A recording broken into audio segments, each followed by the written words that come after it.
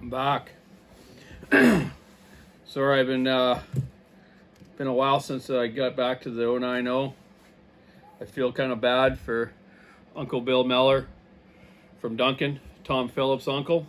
He owned this saw, I think from new, and it's been in a barn for a long time. I got new cases I'm putting on it, new seals, gaskets, and that's been the delay. I've been waiting for gaskets. A company shipped me some gaskets. They were for a 075, not an 090. So, and I've been waiting for another gasket kit for now. Last time I checked it, they were in Los Angeles and they're on their way. But I'm going to get this bottom end together here today. I'm waiting for this tank gasket, some gaskets for the oiler system. I got intake gaskets, but yeah. So that's what I've been waiting for. So, sorry for the delay. So yeah, we got our crank here. We got a new crankcase gasket at least, and the new bolts. Bearings are a needle type bearing in these, so the crankshaft will have a little bit of end play to it, just like a 200T, where a lot of people think their cranks are no good or their saws are no good because the crank moves back and forth. Well, they're supposed to. Okay, so let's get at her here. So let's get some Moto Seal on this gasket. You really don't need it, but I'm going to put it on it anyways. Then we're going to slide the crank in and fasten it up. Moto Seal is the best to use as a gasket maker, or even just to glue up gaskets. Just a light coat. You don't need to put too much on a gasket like this. If you're gluing down a cylinder, it's a little different. You want to put a nice layer on it all the way around, so it seals properly. They say it adds about 2 thousandths thickness, which is kind of cool. You wouldn't think that, but it does. That's what they say anyways. Yeah, I hope everyone's getting ready for Christmas. It's only 5 days left, so I got to get out and do a few things. Okay, let's get it on this side first where the studs are. I've never done one of these, so, you know, it's the way it is. We'll just get her done as slow here, and it's amazing I never rebuilt an 090. I fixed a bunch of them years ago, run them a few times. I used to run two 090s on a Alaska mill up in a logging camp years ago, cutting these bridge stringers with this old fella in the logging camp there. I think his name was Eric, the road builder dude. Helped him out a couple times. It was fun.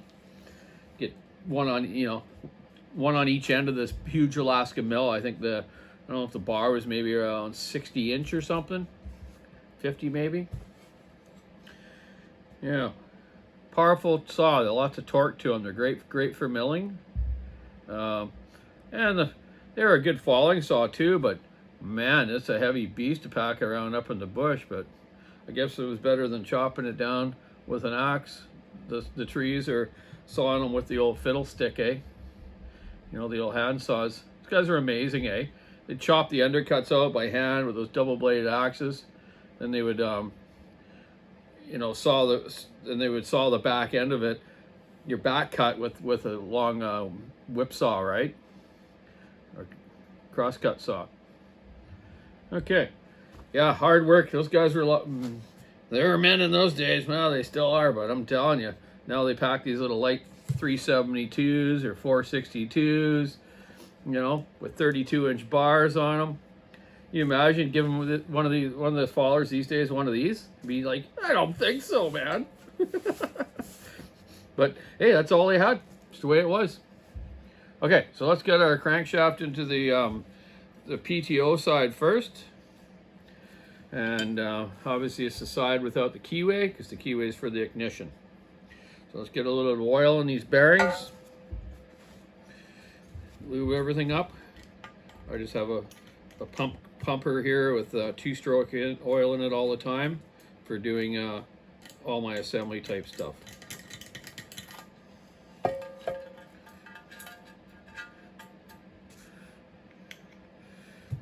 So yeah, maybe the gaskets will show up here by the weekend. Then Donny will be burning the midnight oil. We'll see how it goes. Okay, let's get that in there. So you don't have to press these in, they just slide in. The only problem is getting the dowels, the locating dowels back in. So I'm gonna have to push this side on a little differently. Okay. Oh, we should have a little bit of lube on these bearings. Almost past the step here. I've been pretty busy this week. I got a few saws done for the Walker Saw Shop for people out there that have ordered from there. And a few other ones for a few other people. And yeah, worked on a couple 2100s. That was fun. Maybe if you watched my last videos, you would see that, me running the one there for Chris Nacarado. I just shipped it back to him today and put a 390 for him as well, and a bunch of mufflers I did for him. And I got a real cherry 066 to do from a friend. Oh, actually forgetting a step already again. I forgot these have these thrust washers on the end of the crank. These go on first. Okay, the spacers between the crank and the bearing. Darn it! See, told you I never done one before. Just trying to go by memory and the parts breakdown, right? Okay, and that one onto there.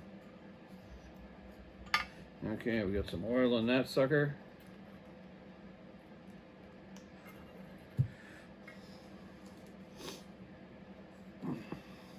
Yeah, so most parts are still available for these. There's a place in Australia we found out that you get quite a bit of stuff from. And this gasket stuff I ordered was from a place called Sawzilla online. So yeah, was waiting for that stuff. Okay, so now we're on the dowels. Let's see if we can get this together here. Shouldn't be too hard.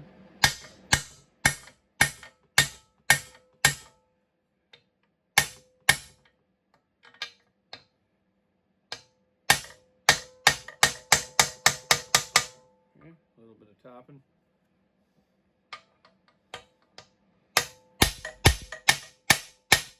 I'm sure there's a part number for a tool that still.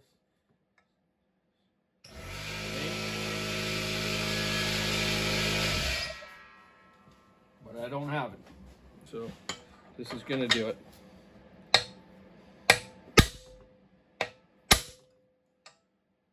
Keep that rod out so it doesn't get caught between it.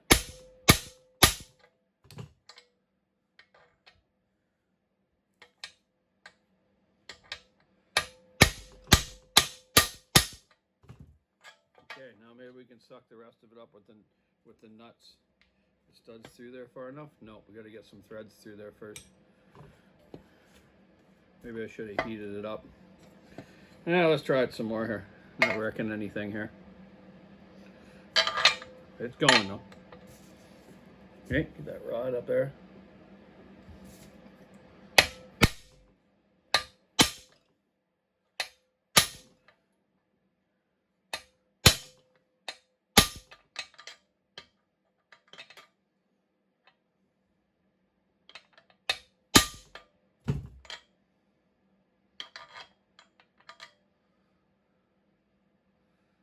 Okay, not bad.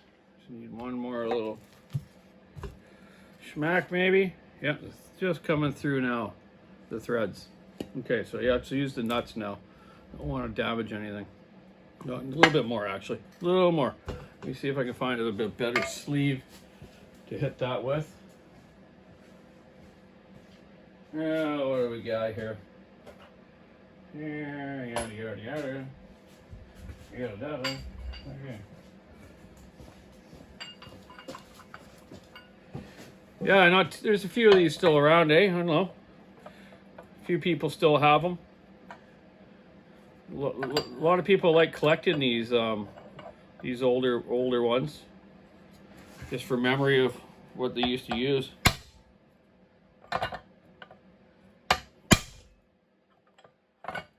Come on, one more. There we go.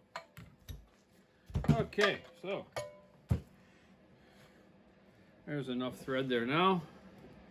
I think we can suck these nuts down. 10 mil driver.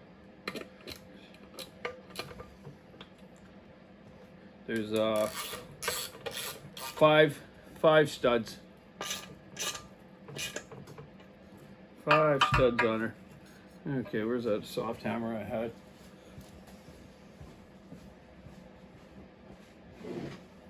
I'm gonna leave the points of condenser set up on this and figure out how they did the timing with it. You know, you can buy electronic ignitions for them pretty cheap online.